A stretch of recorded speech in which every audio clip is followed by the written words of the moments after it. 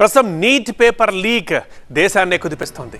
విద్యార్థుల భవిష్యత్తుతో ఆడుకునేది మీరంటూ అధికార విపక్షాలు ఒకటే రాజకీయం చేస్తున్నాయి. గతాన్ని తవ్వుకుంటూ మరీ తెగ తిట్టుకుంటున్నాయి. ఇంతకీ ఎన్డీఏ ప్రభుత్వంలో ఎన్నిసార్లు ఎన్ని పేపర్లు లీక్ అయ్యాయి? అంతకుముందున్న కాంగ్రెస్ హయాంలో విద్యార్థుల విషయంలో ఎలాంటి తప్పులు జరిగాయి? ఇప్పుడు ఈ టాపిక్ పొలిటికల్ సర్కిల్లో తెగ హల్చల్ చేస్తోంది. నీట్ పేపర్ లీక్ వ్యవహారం ఏ రేంజ్ లో రచ్చ చేస్తోందో చూస్తూనే ఉన్నాం. ఇష్యూపై దేశమంతా దద్దరిల్లుతోంది.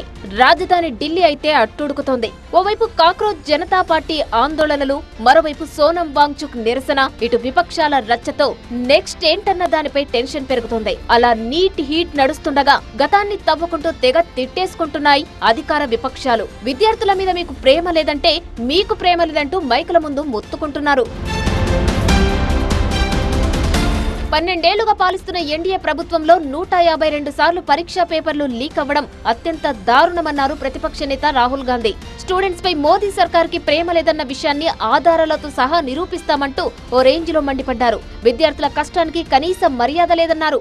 152 पेपर लीक हुए हैं पिछले 10 साल में. सच्चाई नहीं मालूम क्योंकि ये 300 भी हो सकता है, क्योंकि बहुत सारी बार पेपर लीक हो गया, किसी को पता भी नहीं लगा होगा, वो भी हो सकता है. बट जो हमें मालूम है 152 152 पेपर लीक हुए हैं. स्टूडेंट तैयारी करते हैं, मेहनत करते हैं 8-8 10-10 घंटे 3-4-5 साल के लिए, और फिर लास्ट मिनट उन्हें बताया जाता है देखिए जिनके पास पैसा है, 40 लाख रुपए जिनके पास हैं, 50 लाख रुपए जिनके पास हैं, वो पेपर खरीद सकते हैं.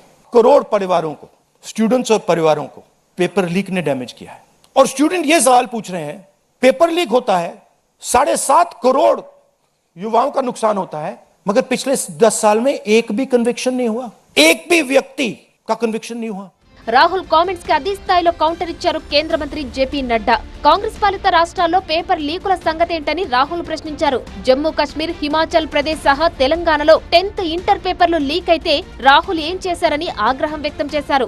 Himachal Pradesh school examination board में उसमें पेपर लीक हुआ जहां कांग्रेस की सरकार है.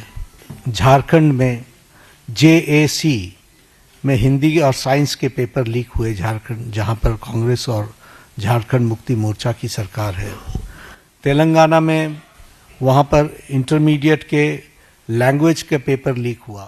లీకులతో తమ ప్రభుత్వానికి ఎలాంటి సంబంధం లేదన్నారు సీఎం రేవంత్ రెడ్డి. నాడు కేటీఆర్ కు చెందిన గ్లోబరీనా సంస్థపై కేసులు పెట్టి అరెస్టులు చేయకపోవడం వల్లే ఇప్పుడు మళ్లీ నీట్ పేపర్ లీకేజీ ఘటనలు జరిగాయన్నారు. పేరు మార్చుకున్న సంస్థకు ఢిల్లీ పెద్దలతో మాట్లాడి కేటీఆర్ కాంట్రాక్టులు ఇప్పించారని ఫైర్ అయ్యారు రేవంత్ రెడ్డి. ఆనాడు బీఆర్ఎస్ ప్రభుత్వంలో ఇంటర్మీడియట్ విద్యార్థుల జీవితాలతో చెలగాటమాడిన గ్లోబరీనే సంస్థ మీద క్రిమినల్ కేసులు పెట్టి అరెస్టులు చేసి జైలుకు పంపకపోవడం వల్ల కేటీఆర్ బినామీ సంస్థ అయిన గ్లోబరీనా కేంద్ర ప్రభుత్వంలో సిబిఎస్ఈ ప్రశ్న పత్రాలను, పరీక్షలను తమ అవినీతికి వాడుకున్నారు.